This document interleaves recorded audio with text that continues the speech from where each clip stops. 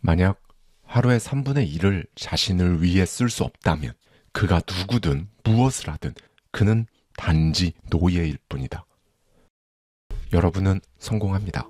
여러분이 그걸 원했기 때문이죠. 안녕하세요. 하와이 대저택입니다. 올 한 해의 마지막 월요일입니다. 오늘 이 하루를 어떤 마음으로 시작하고 계신가요? 당신은 지금을 살고 있는가? 어제와 다른 오늘을 살고 있는가? 오늘은요, 여러분의 삶에 조금은 불편하지만 중요한 이 질문, 그래서 여러분의 생각을 막 뒤흔들고 결국 삶을 바꿀 수 있는 이야기를 전해드리려고 합니다. 흔히 망치를 든 철학자라고 불리는 프리드리 니체의 혼자 할 수 없다면 나아갈 수 없다, 이 책 속에 담겨있는 인사이트를 가져와서요, 니체의 시선에 저의 생각까지 더해서 여러분과 함께 생각해보고 싶은 부분들을 말씀드리도록 하겠습니다. 나의 아버지는 순수한 영혼과 따뜻한 마음을 지닌 사람이었다. 그는 단순하고 평화로운 삶이 곧 행복이라고 믿었고 그 신념대로 일생을 살았다. 그러나 아버지의 그런 신념조차 그의 인간적인 나약함을 완전히 감출 수는 없었다. 그는 늘 세상을 한 발 물러서서 바라보기만 할 뿐 삶 속으로 깊이 뛰어들 용기가 없었다. 좀 더 솔직히 말하자면 그저 존재할 뿐 진정한 삶을 살아내지 못했다. 마치 인생이라는 강을 헤엄쳐 나가려 하지 않고 강가에 서서 흐르는 물을 구경하는 사람과도 같았다. 하지만 나는 정말 그렇게 살고 싶지 않았다. 진짜 살아있는 사람이라면 끊임없이 자신을 뛰어넘고 자신만의 삶의 그 이유를 만들어가야 한다고 생각했다. 그러나 아버지의 삶에는 그런 고민의 흔적이 없었다.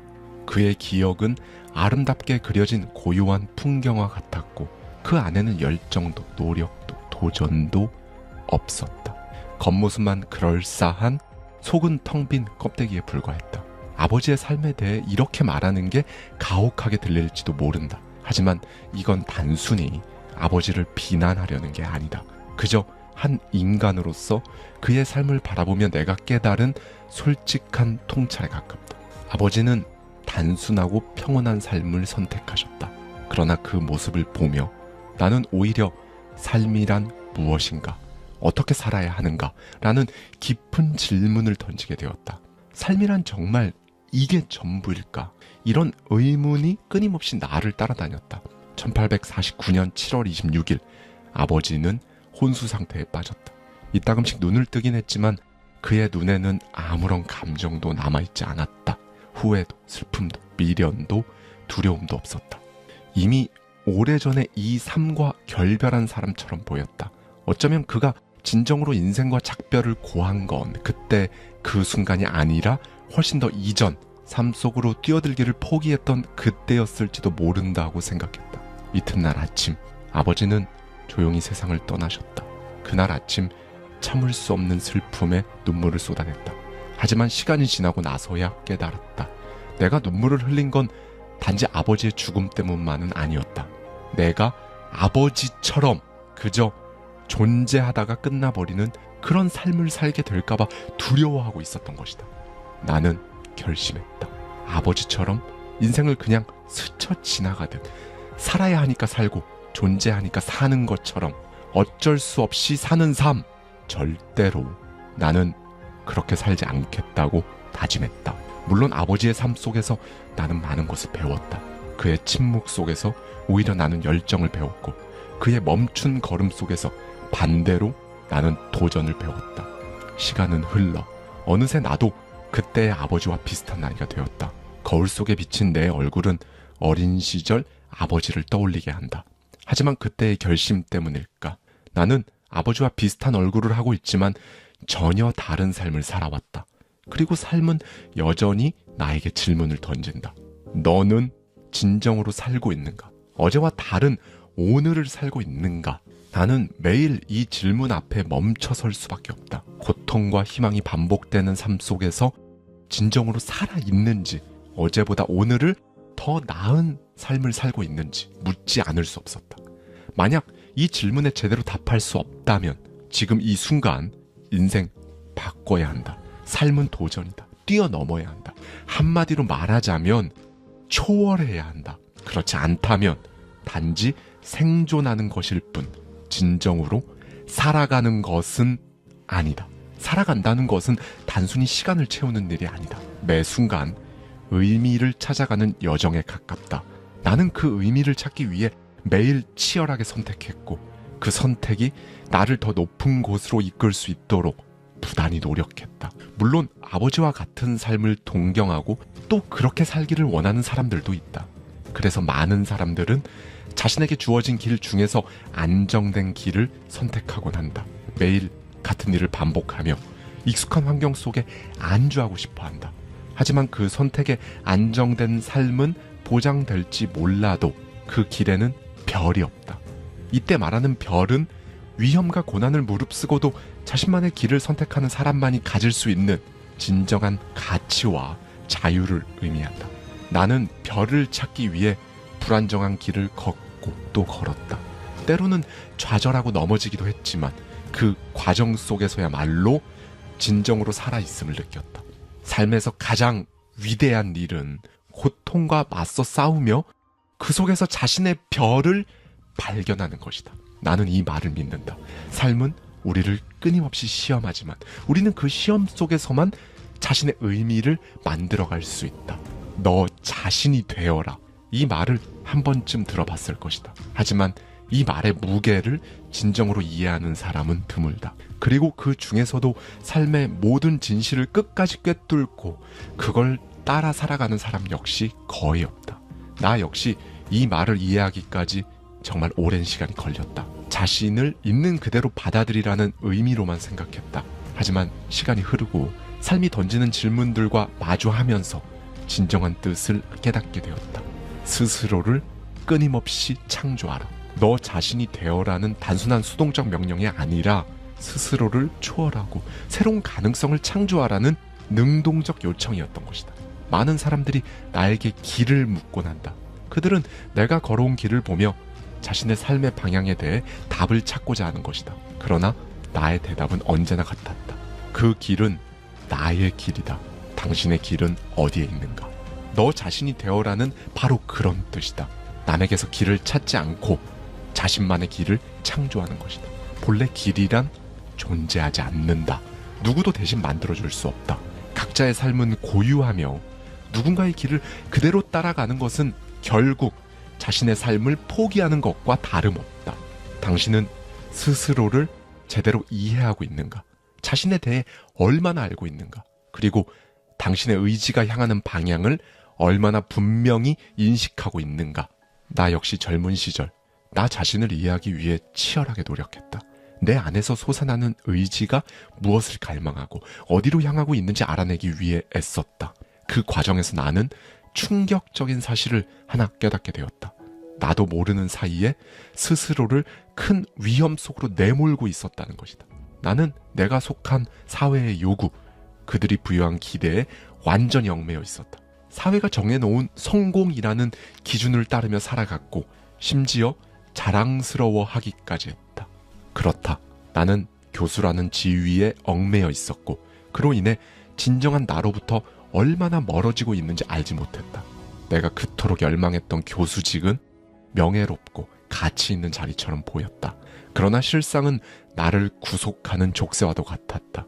나는 내 스스로를 도구처럼 대하며 끊임없이 나 자신을 소모시켰다. 그 과정에서 삶을 향한 내 본래의 열망과 의지로부터 철저히 멀어지고 있었던 것이다. 나는 그저 주어진 역할을 수행하는 기계처럼 살아가고 있었다. 학생들을 가르치고 논문을 쓰고 학회 일정을 채우는 일들이 나의 일상이자 삶의 전부가 되어버렸다. 이 모든 것이 마치 내 삶의 목적처럼 보였지만 사실은 그 목적에 끌려다니며 내 존재를 소모하고 있었을 뿐이다. 내 자신을 돌아볼 시간조차 없었다. 바쁘게 달리면서도 내면 깊은 곳에서 느껴지는 공허함은 사라지지 않았고 오히려 더 커져만 갔다. 나는 깨달았다. 내가 열망했던 교수라는 자리는 남들이 정해놓은 성공이라는 틀 속에 갇힌 채 스스로 속이며 유지해온 허상에 불과했다는 사실을 말이다. 인간은 본래 스스로를 속이는 존재다. 나 역시 나를 속이고 있었다. 내가 진짜로 원하는 것을 찾기보단 그럴듯한 핑계와 이유를 만들어 현재의 삶을 정당화하려고 했다. 결국 내가 이룬 것들은 어딘지 모르게 애매했고 거짓으로 가득 차 있는 것처럼 느껴졌다. 그것을 당연한 성취나 보상으로 여기고 싶지 않았다. 나는 내 삶을 포장하는 대신 의미 있는 것으로 만들고 싶었다. 그렇다. 스스로를 속이는 일을 멈추고 삶의 진정한 의미를 찾기 위해 모든 열정을 쏟아야 한다. 그 과정에서 반드시 기억해야 할 것이 있다. 자신을 하찮게 여기지 말아야 한다는 것이다. 자신을 깎아내리는 태도는 당신의 행동과 생각을 위축시키고 더 나아가지 못하게 만든다. 무슨 일을 하든 자신을 사랑하는 마음으로 시작하라. 지금까지 큰 성취가 없었다 해도 괜찮다. 스스로를 항상 소중한 존재로 여기고 사랑하며 존경해야 한다. 자신을 진정으로 사랑하게 되면 결코 나쁜 일을 저지르지 않고 결과적으로 다른 사람에게 비난받을 행동도 하지 않게 된다. 무엇보다 스스로를 사랑하기 위해서는 자기 힘으로 무언가를 이루기 위해 온 열정과 노력을 쏟아야 한다. 자기 발로 그 높은 곳을 향해 한 걸음씩 걸어 올라가야 한다는 것이다. 그 길은 분명 고통스럽겠지만 그 고통은 당신을 더 강하게 만드는 과정일 뿐이다. 혼자 힘으로 설 수 없다면 결국 더 나아갈 수 없다. 이 세상 모든 것을 준다 해도 단 한 걸음조차 타협해서는 안 된다. 스스로 선택한 길은 반드시 끝까지 걸어가야 한다. 이때 필요한 것이 바로 고독이다. 그러나 많은 사람들은 고독을 떠올릴 때마다 이유 없는 불안감에 휩싸이곤 한다. 사람들은 꿀벌이나 말벌처럼 정신없이 날아다니지만 그 결과로 만들어진 것들은 대부분 소란스럽기만 할 뿐 진정한 열매라고 볼 수 없다. 우리는 고요와 고독을 잃어버렸다. 끊임없이 바쁜 일상 속에서 살아가지만 그 바쁨은 삶의 진정한 목적과는 아무런 상관이 없다. 나는 이걸 나태한 활동이라고 부른다. 겉으로는 활동이 많아 보이지만 그 속에는 깊이도 의미도 없다. 그래서 오늘날에도 인간은 여전히 두 부류로 나뉜다. 노예와 자유인. 만약 하루에 3분의 2를 자신을 위해 쓸 수 없다면 그가 누구든 무엇을 하든 그는 단지 노예일 뿐이다. 진정으로 자유로운 사람은 자기 삶의 주인이 되어 스스로를 위해 시간을 사용할 줄 아는 사람이다. 그렇지 못한 사람은 자신을 소비하며 살아가는 노예에 불과하다. 오늘날 우리는 끊임없이 연결된 상태에서 일하고 소비하고 활동하는 것만이 삶의 전부인 것처럼 살아간다. 하지만 한 번이라도 멈춰서서 진정한 고요 속에서 자신과 대화한 적이 있는가? 고요한 침묵은 인간이 반드시 거쳐야 할 과정이다. 그 고요 속에서 우리는 자신의 진정한 목소리를 듣고 삶의 진짜 방향을 찾을 수 있다. 사회는 무의미한 바쁨으로 당신을 묶어두고 이미 자유를 잃었다는 사실조차 깨닫지 못하게 만든다. 그러나 그 무의미한 바쁨 속에서도 고요와 침묵을 찾아낼 수 있다면 당신은 노예가 아닌 자유인이 될 수 있다. 정말 그렇다. 자신의 길을 찾고자 한다면 먼저 자신만의 시간을 가져야 한다. 자신만의 시간은 진정한 삶의 시작점이다. 남들이 정해준 길을 벗어나 스스로의 방향을 찾는 유일한 방법이기 때문이다. 그 시간을 가지지 못한다면 당신은 결국 시스템의 톱니바퀴에 불과할 것이다. 그러니 멈춰서라. 고요 속에서 자신과 마주하라. 그때야 비로소 당신은 깨닫게 될 것이다. 지금까지 당신이 살아온 것은 단지 생존에 불과했다는 사실을. 그리고 바로 그 순간 진짜 삶이 시작될 것이다. 인간의 정신은 세 단계의 변화를 거치며 진정한 자유와 자기 극복에 도달한다. 나는 이 과정을 낙타, 사자, 그리고 어린아이 이렇게 세 단계로 구분한다. 낙타, 짐을 짊어진 정신. 낙타는 정신의 첫 번째 단계로 사회와 전통이 부여한 규범, 가치, 그리고 기대라는 무거운 짐을 묵묵히 짊어지는 존재를 상징한다. 이 단계에 있는 사람들은 질문하지 않고 예라고 대답하며 주어진 의무와 책임을 받아들인다. 그리고 그것을 충실히 따르며 그냥 살아간다. 예를 들어 사회가 정해놓은 성공 기준을 따라 열심히 공부하고 좋은 직장을 얻고 타인의 기대에 맞춰 살아가는 모습이 바로 낙타에 해당한다. 이들은 스스로 선택하기보다는 주어진 길을 묵묵히 따라가며 그 안에서 의미를 찾으려 한다. 그러나 낙타는 결국 한계에 도달한다. 왜냐하면 자신이 짊어진 짐이 스스로 선택한 것이 아님을 깨닫게 되는 순간이 오기 때문이다. 그 순간 더 이상 무거운 짐을 짊어질 수 없게 되고 정신은 다음 단계로 나아가야 한다. 낙타는 수능과 인내의 상징이다. 하지만 이 상태에 머무르는 것으로는 결코 진정한 자유에 도달할 수 없다. 이제 낙타는 짐을 내려놓고 자유를 쟁취하기 위한 싸움을 시작해야 한다. 이 싸움은 바로 사자의 단계에서 이루어진다. 사자, 반항하는 정신. 사자는 기존의 규범과 가치에서 벗어나기 위해 아니오를 외치는 존재다.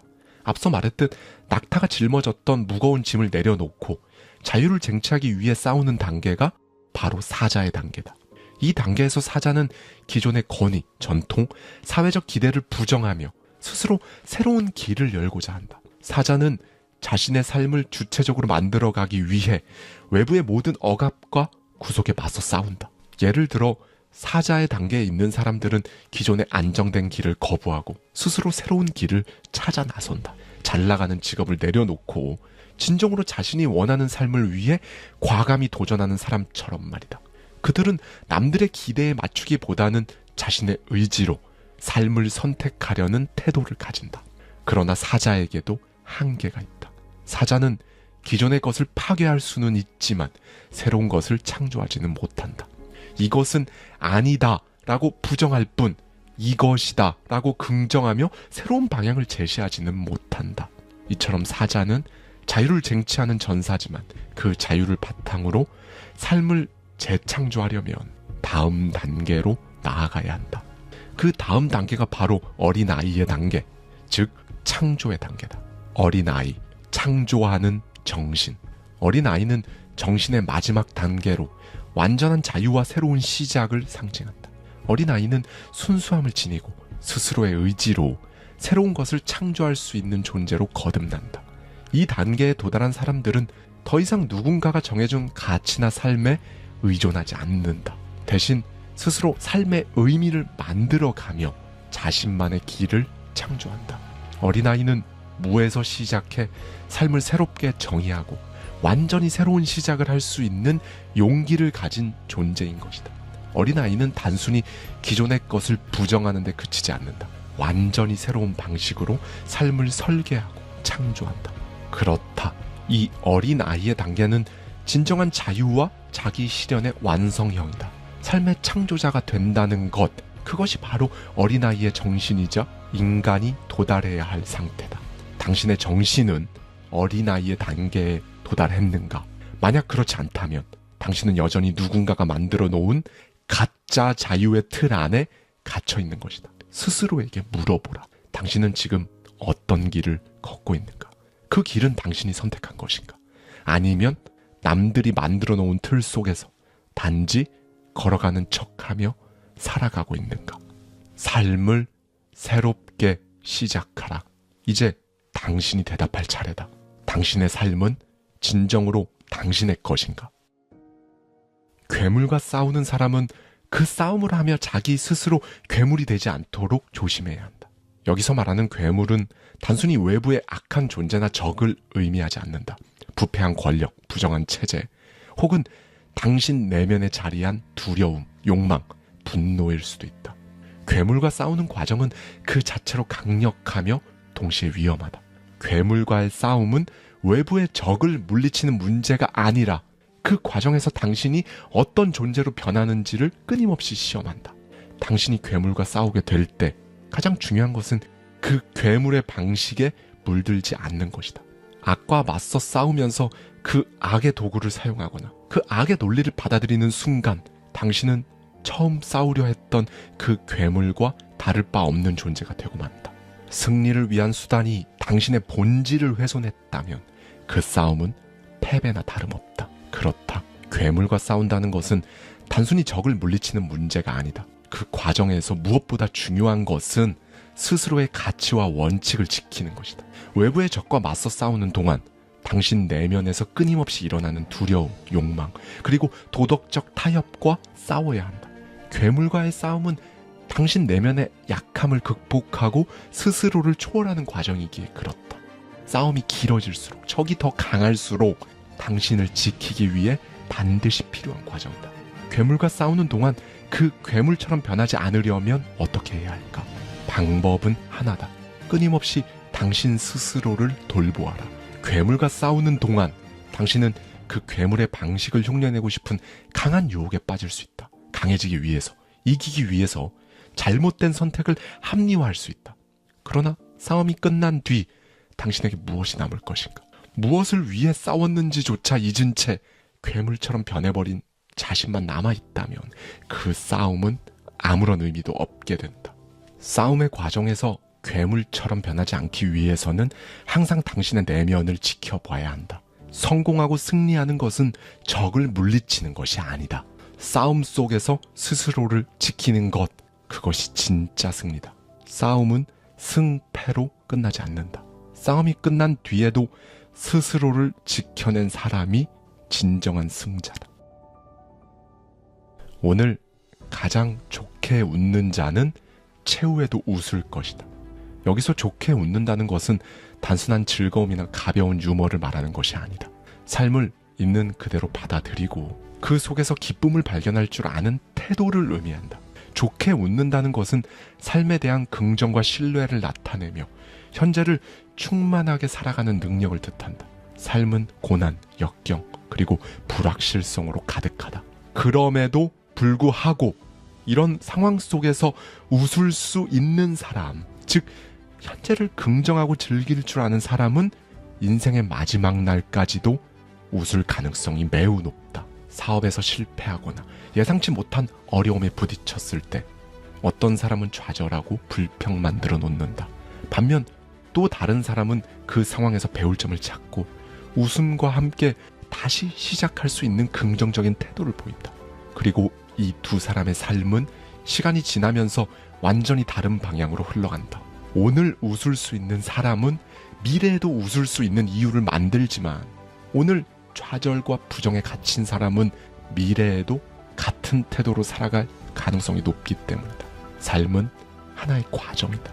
최후의 웃음은 갑작스럽게 막 찾아오는 것이 아니다.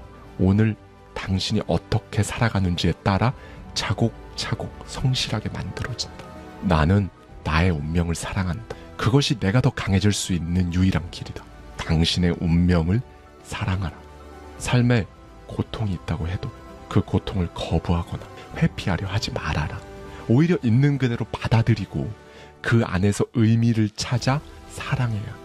오늘 좋게 웃을 수 있는 사람은 바로 이 운명을 사랑하는 태도를 가진 사람이다. 그리고 인생 최후의 웃음은 결국 이런 태도가 쌓이고 쌓여 만들어진 결과다. 오늘 당신은 기쁨을 발견했는가? 그리고 지금 당신은 웃고 있는가? 절대 잊지 마라. 최후의 웃음은 오늘을 충만히 살았던 사람만이 가질 수 있다.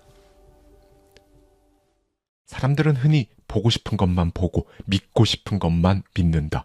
하지만 눈을 가린 채 달리는 열차가 도착한 곳은 가고자 했던 목적지가 아니라 여러분은 성공합니다.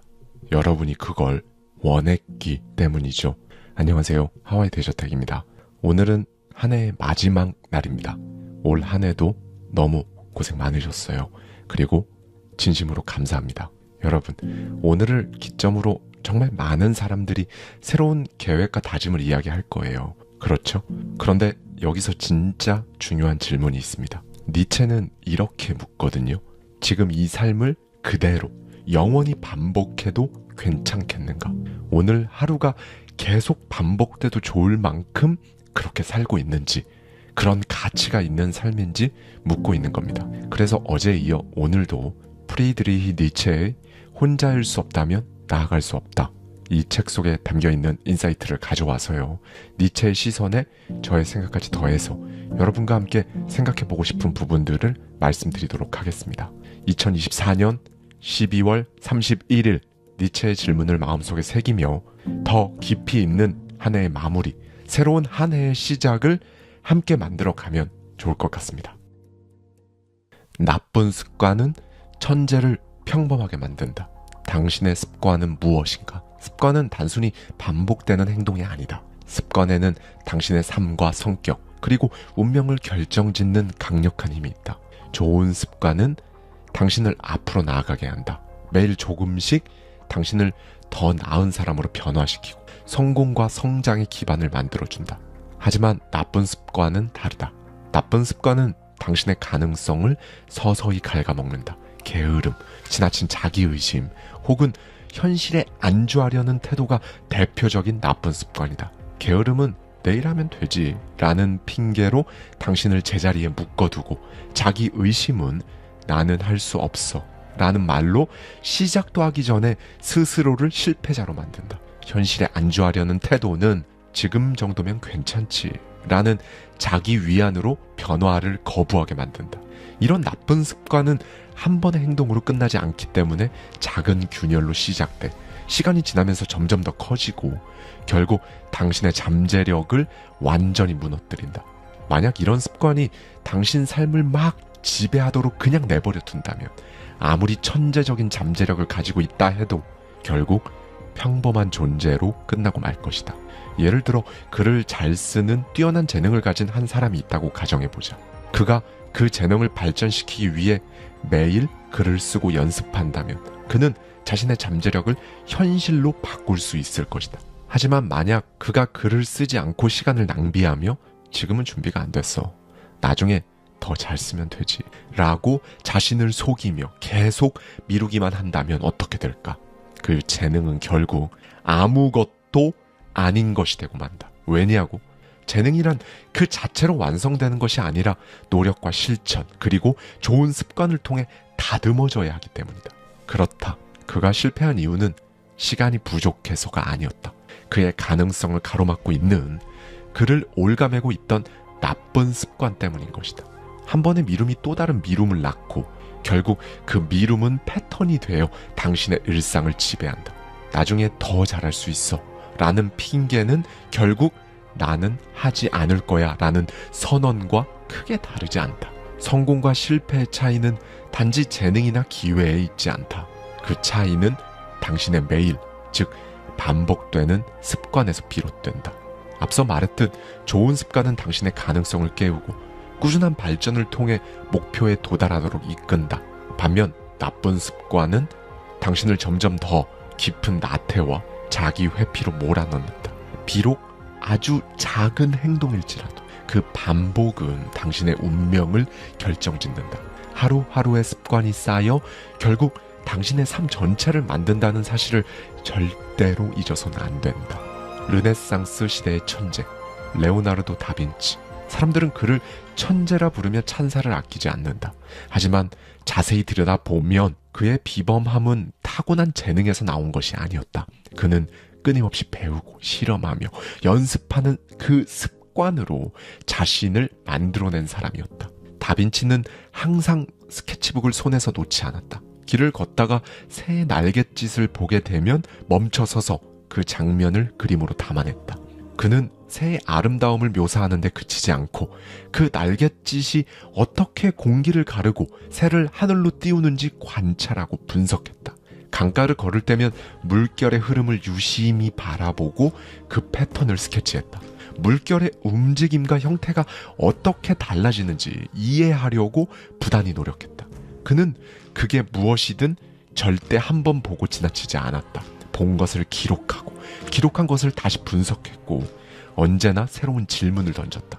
심지어 그는 인간의 몸을 이해하기 위해 시체를 해부하며 근육과 뼈 구조를 탐구했다. 그 당시 해부학은 종교적인 이유로 금기시되었지만 다빈치는 두려워하지 않았다.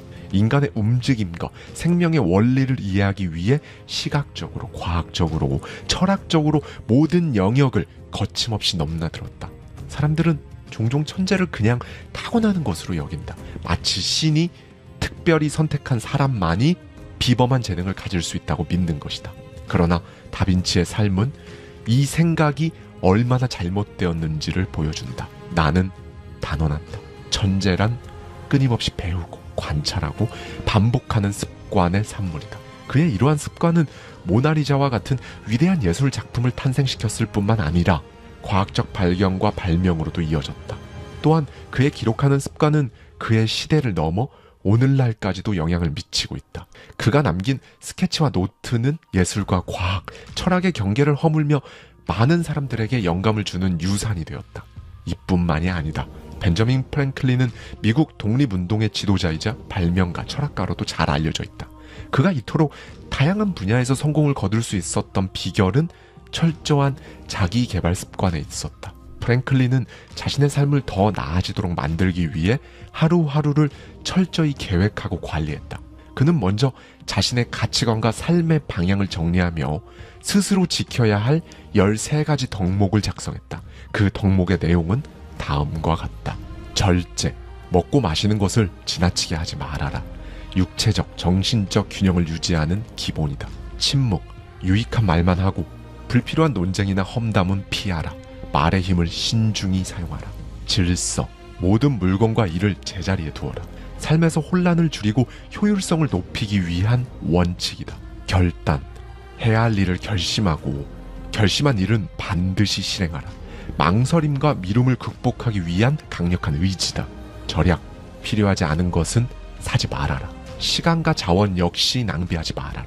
근면, 늘 유익한 일을 하라. 하루하루를 가치 있게 살아가라. 진실, 거짓말을 하지 말고 진실만을 말하며 행동하라. 정직과 신뢰는 인간관계의 기본이다. 정의, 누구에게도 부당한 행동을 하지 말아라. 공정하고 도덕적인 행동을 하라. 중용, 극단을 피하고 이성을 유지하라. 감정에 휘둘리지 말고 평정심을 유지하라. 청결, 신체, 의복, 주변 환경을 늘 깨끗이 하라. 외적인 정리는 내적인 질서로 이어진다. 평온, 사소한 일에 마음을 어지럽히지 말아라. 스트레스를 줄이고 내면의 평화를 찾아라. 순결, 모든 관계에서 순수함과 절제를 유지하라. 도덕적 책임, 인간적 품위를 유지하라. 겸손, 자신을 낮추고 타인을 존중하며 언제 어디서든 그게 누구이든 배워라. 그렇다. 프랭클린은 말 그대로 자신의 삶을 하나의 거대한 장기 프로젝트처럼 다룬 것이다. 목표를 설정하고 계획을 세우고 그 결과를 점검하며 꾸준히 발전을 추구했다. 여기엔 그만의 구체적인 전략이 있었다. 하루를 시작하기 전 그는 항상 스스로에게 물었다. 오늘은 무엇을 할 것인가? 그리고 하루가 끝나면 다시 물었다. 오늘은 잘 살았는가? 하루를 그냥 보내는 것이 아니라 그 하루를 제대로 살았는지 냉정하게 묻고 돌아본 것이다. 무엇을 잘했는지, 무엇을 놓쳤는지, 그리고 어디에서 더 나아질 수 있는지 끊임없이 고민했다. 이러한 습관은 결국 그를 역사에 남은 위대한 인물로 만들었다. 그는 심지어 유능한 발명가이기도 했다. 그의 피레침 발명은 단순한 과학적 발견이 아니었다.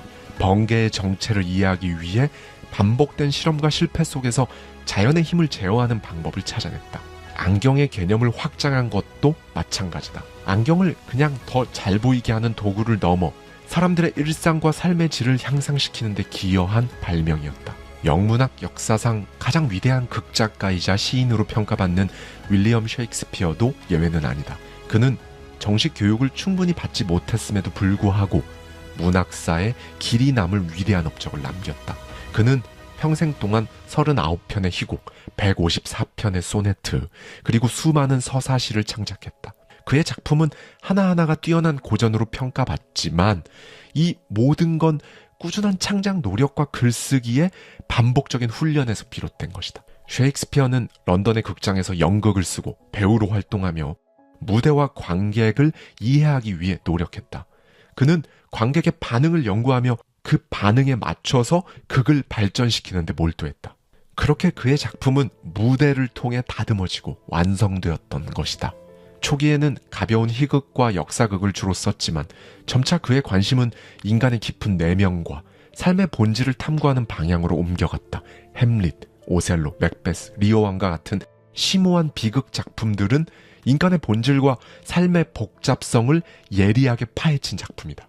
셰익스피어는 평범한 이야기를 예술적으로 재구성하는 데도 탁월한 능력을 가지고 있었다. 기존의 전설, 역사적 사건, 심지어 다른 작가의 작품까지도 독창적인 시각으로 재해석하여 완전히 새로운 차원의 예술로 승화시켰다. 그렇다. 당신은 당신의 행동이 아니라 그 행동을 반복하는 습관에 의해 만들어진다. 그리고 독창성도 예외가 아니다. 독창성은 매일 반복적으로 실천하는 습관에서 비롯되는 것이다. 재능이 있다고 안심하지 마라. 그 재능은 당신의 습관에 의해 빛날 수도 있고 아무 의미 없는 것으로 사라질 수도 있다. 재능은 씨앗과 같다.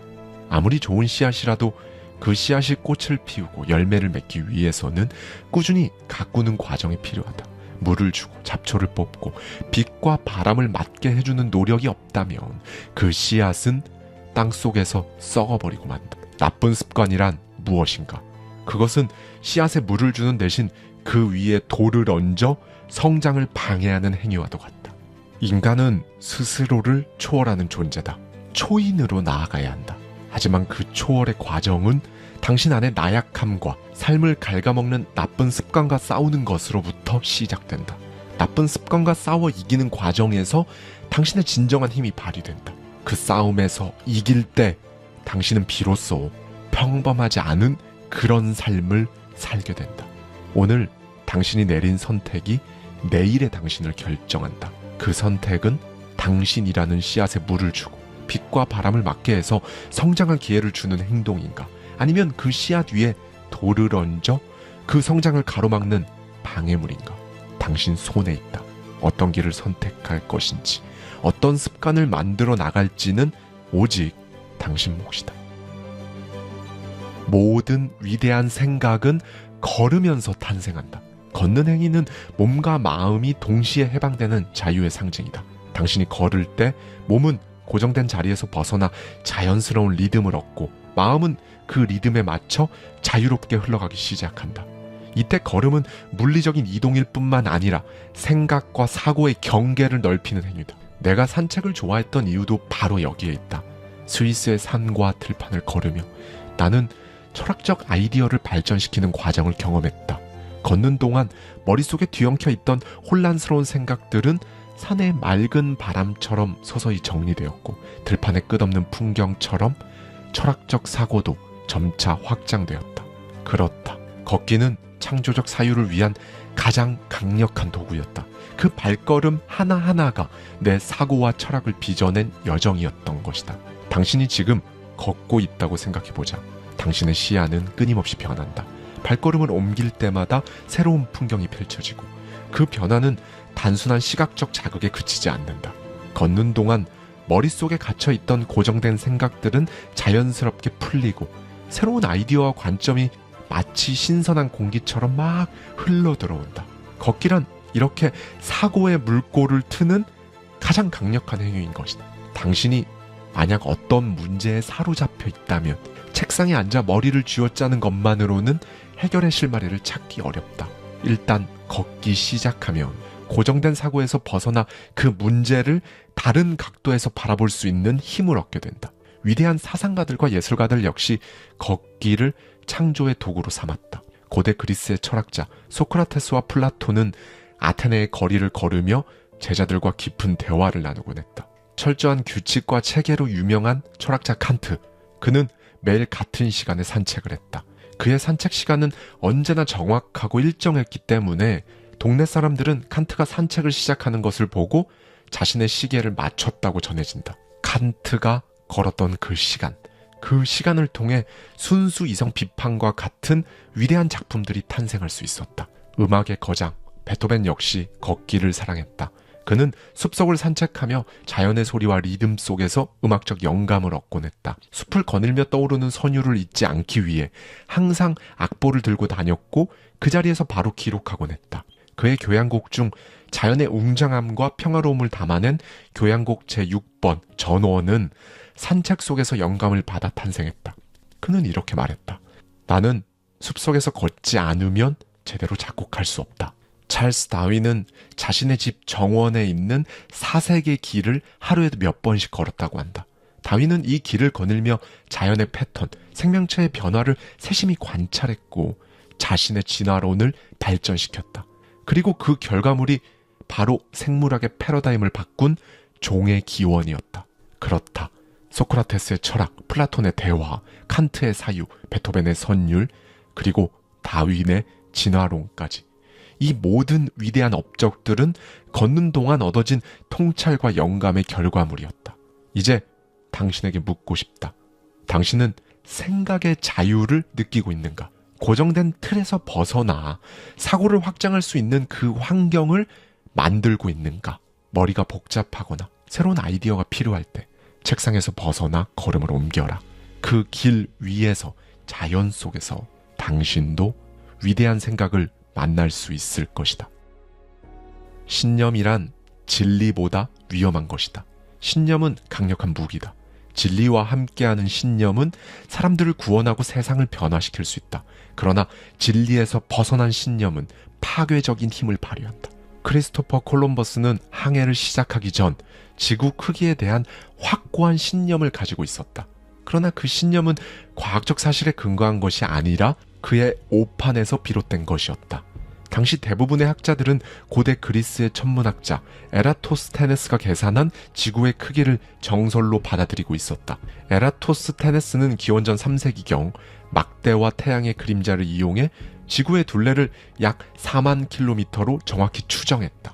이 놀라운 업적은 후대에도 널리 인정받은 사실이다. 하지만 콜럼버스는 이 계산을 무시했다. 그는 지구가 에라토스테네스의 추정치보다 훨씬 작다고 믿었다.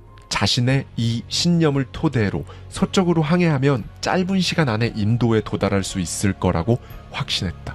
당시 많은 학자들을 비롯한 조언자들은 콜럼버스의 계산이 틀렸음을 경고했다. 그들은 서쪽으로 그렇게 항해할 경우 지구의 실제 크기 때문에 인도에 도달하기 전 식량과 물이 모두 바닥날 거라고 우려했다. 그럼에도 불구하고 콜럼버스는 자신의 신념을 고집하며 자신의 확신에 의지한 채 항해를 강행했다. 결국 그의 항해는 예상보다 훨씬 더 길어졌다. 당연한 결과였다.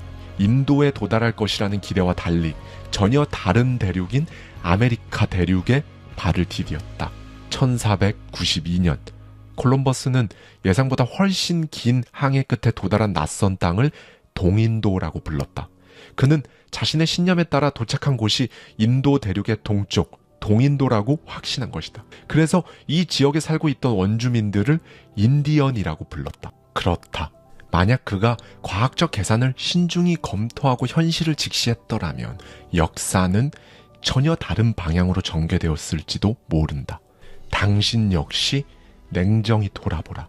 사람들은 흔히 보고 싶은 것만 보고 믿고 싶은 것만 믿는다. 하지만 눈을 가린 채 달리는 열차가 도착한 곳은 가고자 했던 목적지가 아니라 파멸이다. 그렇다면 도대체 어떻게 살아야 할까? 진리를 추구하되 겸손하게 의심하라. 신념을 가지되 항상 검토하라. 그런 뒤에 스스로 옳다고 믿는 길을 그저 묵묵히 걸어가라. 바로 그 길 끝에 당신이 진정 원하는 삶이 기다리고 있을 것이다. 내일을 위해 오늘을 희생하지 마라.